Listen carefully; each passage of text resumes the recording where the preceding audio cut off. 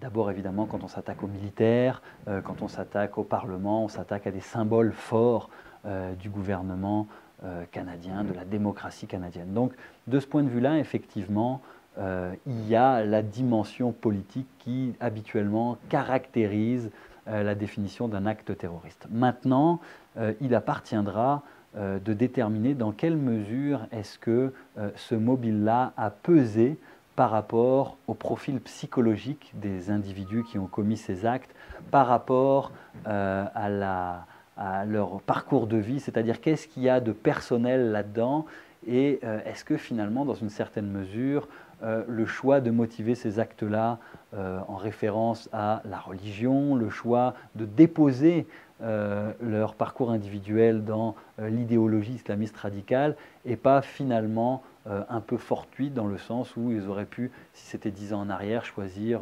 l'idéologie d'extrême droite ou toute autre idéologie. Donc je pense que ça, c'est important de faire la part des choses, parce que vous comprenez que mal poser le diagnostic, ça serait comme si vous allez chez le médecin qui vous prescrit des antibiotiques avant de savoir ce que vous avez. Et après, on apprend que finalement, vous aviez un rhume et que donc les antibiotiques ne servaient à rien. Donc c'est important pour nous de bien déterminer les mobiles, de bien comprendre la psychologie de ces individus, et les profils sont quand même différents malgré des similarités, pour être capable après de prévenir ce type d'acte. Il est certain que ces événements-là vont marquer la psychologie collective au Canada. Néanmoins, non, il ne s'agit pas de la plus importante attaque terroriste au Canada, puisqu'on se souvient par exemple dans les années 80 de l'explosion du vol Air India qui avait causé plus de 300 morts de nationalité canadienne. On se prépare aussi bientôt à souligner la tragédie de la Polytechnique, qui était clairement un attentat antiféministe. On a également souligné le lien avec l'action de Lortie, qui lui s'était tourné contre le Parlement québécois. Donc bref, on voit ici, et puis je pourrais aussi remonter évidemment au Front de libération du Québec, qui avait lui-même occasionné un certain nombre d'actions terroristes sur le sol québécois et qui avait conduit aux mesures de guerre. Donc évidemment, non, on constate que finalement le phénomène terroriste est cyclique. Il est cyclique à l'histoire de l'échelle de l'humanité, mais également au Canada, il y a déjà eu d'autres épisodes de violences terroristes. Alors là, c'est sûr qu'on est entré dans une phase qui est plutôt celle, et je dis bien plutôt celle, du radicalisme islamiste, de l'islam radical, dans le cadre du djihad international, mais ça ne veut pas dire qu'il faut se focuser que là-dessus, et les services de renseignement et de sécurité continuent aussi de travailler sur les menaces d'extrême droite, sur les sectes, etc., qui pourraient constituer des épisodes aussi de radicalisation et de violence extrémiste. Ces deux individus-là ont choisi d'exprimer leur frustration, leur mal-être, à travers effectivement l'idéologie islamiste radicale, mais on peut penser que si c'était il y a 10 ans ou 20 ans en arrière, ils auraient pu choisir d'autres idéologies d'extrême droite, d'extrême gauche, comme je le disais tout à l'heure, antiféministes, pour par exemple ce qui était de la tuerie de Polytechnique. Donc ça, c'est le premier élément. Le deuxième élément, effectivement, quand même, leurs actions et les revendications de leurs actions, au moins pour ce qui est de l'individu à Saint-Jean-sur-Richelieu, s'insèrent dans un contexte géopolitique global qui est celui du djihad international, qui est celui de la lutte antiterroriste.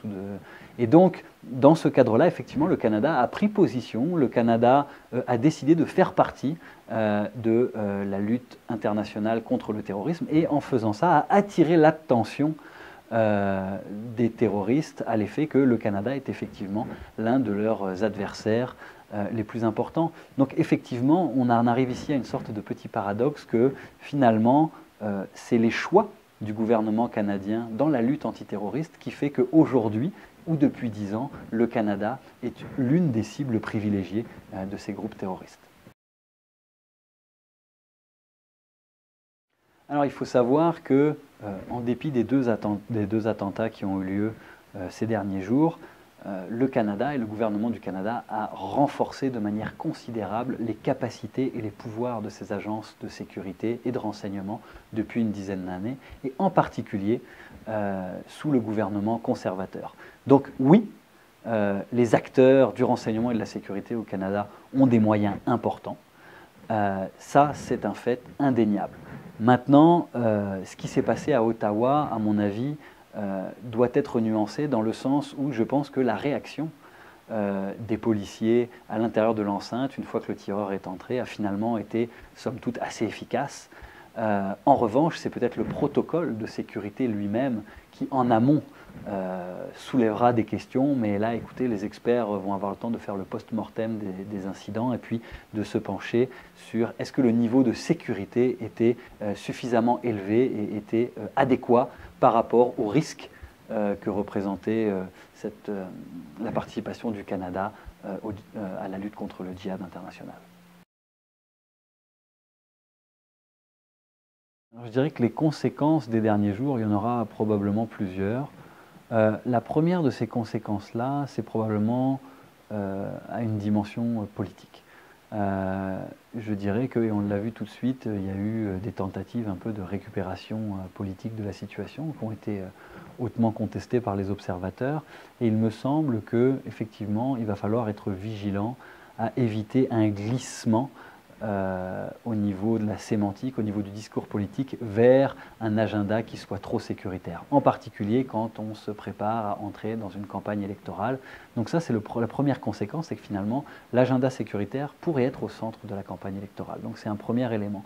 Une deuxième conséquence, et on en parle déjà, c'est la question du renforcement des pouvoirs des acteurs du renseignement et de la sécurité au Canada. Alors on l'a vu, finalement, le gouvernement Harper s'apprêtait à déposer un projet de loi sur cette question-là. Et là, on touche évidemment à un enjeu crucial qui est l'équilibre toujours fragile entre, d'une part, la sécurité des citoyens, de la société, et d'autre part, le respect des libertés publiques.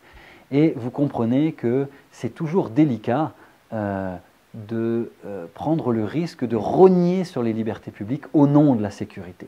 Et ça, c'est un enjeu fondamental dans la mesure où on constate que, année après année, on a renforcé beaucoup plus rapidement le pouvoir et les prérogatives des agences de renseignement, qu'on a assuré un encadrement réel de leurs activités. Alors, est-ce que l'encadrement réel des activités de ces agences de renseignement et de sécurité fonctionne? Oui, tout à fait, mais est-ce qu'elles auraient besoin d'être étendues en même temps qu'on étend les pouvoirs? Je crois que là aussi, il y a un débat important. L'autre élément, évidemment, porte sur l'imputabilité politique de l'utilisation des outils de renseignement et de sécurité. Et là, je pense qu'en revanche, dans la société canadienne, on est extrêmement en retard. Il y a très peu de débats publics sur comment est-ce qu'on utilise nos services de renseignement et de sécurité. Et surtout, je pense que les gouvernements successifs, d'ailleurs pas seulement celui des conservateurs, devraient avoir plus de comptes à rendre à la fois aux députés, mais à la société sur l'utilisation de ces services de renseignement et de sécurité. Et puis enfin, une dernière conséquence possible à laquelle on doit évidemment être extrêmement vigilant, c'est la possibilité d'une stigmatisation de la communauté musulmane. Alors quand on regarde les médias sociaux, évidemment, où s'écrit souvent un peu tout et n'importe quoi, on sent quand même qu'il faut être très prudent à bien distinguer une minorité et puis des actes dont on ne sait finalement pas bien quel était le réel motif de la pratique de l'islam au Canada. Et je pense que le Canada a été depuis assez longtemps plutôt un pays tolérant vis-à-vis de toutes les religions, respectueux des droits et des libertés publiques. Il doit le rester. Et on a vu d'ailleurs dans les discours des responsables politiques, celui de M. Trudeau notamment, une main tendue tout de suite, immédiatement vers la communauté musulmane. Ça a été le même cas du Premier ministre du Québec, que j'entendais récemment dire tout de suite qu'il fallait travailler main dans la main avec la communauté musulmane. Et du reste, on a vu aussi que de nombreux représentants de la communauté musulmane eux-mêmes avaient pris les devants, avaient pris l'initiative et venaient se dissocier totalement de ces actes-là en disant, écoutez, ce type d'action ne représente absolument pas l'islam, qui est une religion de paix. Et donc, on voit ici une mobilisation de certains acteurs de la société pour essayer d'éviter le glissement et la stigmatisation de la communauté musulmane. Et je pense que ça aussi, c'est évidemment un enjeu majeur et une condition sine qua non du vouloir vivre et du pouvoir vivre ensemble. Donc ça me semble être effectivement un dernier élément fondamental qu'il faudra surveiller dans les mois à venir.